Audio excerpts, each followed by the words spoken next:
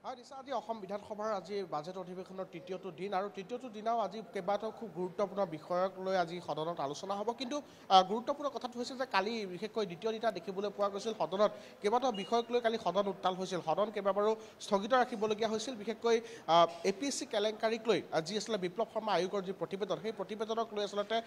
সদনত কালি শাসক বিৰোধীৰ মাজত তুমুল বাকযুদ্ধৰ সৃষ্টি হৈছিল এক প্ৰকাৰ সদন উত্তাল হৈছিল তাৰ সমান্তৰালভাৱে দেখিবলৈ পোৱা গৈছিল যে উমৰাংচুৰ যি কয়লা লৈ অৰ্থাৎ অবৈধৰ যি কয়লা খনন ৰাজ্যৰ বিভিন্ন প্ৰান্তত চলি আছে তাক লৈ আচলতে বিৰোধীয়ে যথেষ্ট প্ৰশ্ন কৰিছিল আৰু তাক লৈও সদন উত্তাল হৈছিল গতিকে আজিৰ দিনটোতো দেখিবলৈ পোৱা গৈছে আজিৰ তৃতীয় দিনাখন ৰাজ্যপালৰ ভাষণৰ ওপৰত ধন্যবাদসূচক প্ৰস্তাৱ আছে কিছু সময়ৰ পিছতে প্ৰস্তুতৰ শিতানেৰে আজি সদনৰ কাম কাজ আৰম্ভ হ'ব তাৰ পিছতেই এই অন্যান্য যিসমূহ কাৰ্যসূচী সেই আৰম্ভ হ'ব আজি 9টা বিভাগৰ ওপৰত আজি বিশেষভাৱে আলোচনা হ'ব সেই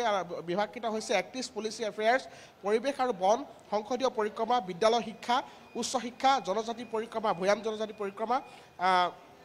সাংস্কৃতিক পৰিক্ৰমা উদ্যোগ বাণিজ্য তথা ৰাজহুৱা প্ৰতিষ্ঠান এই 9টা বিভাগৰ ওপৰত আজি বিশেষভাৱে প্ৰস্তুতৰ শিতান আছে আৰু ইয়াতে সেই বিভাগকেইটাক লৈ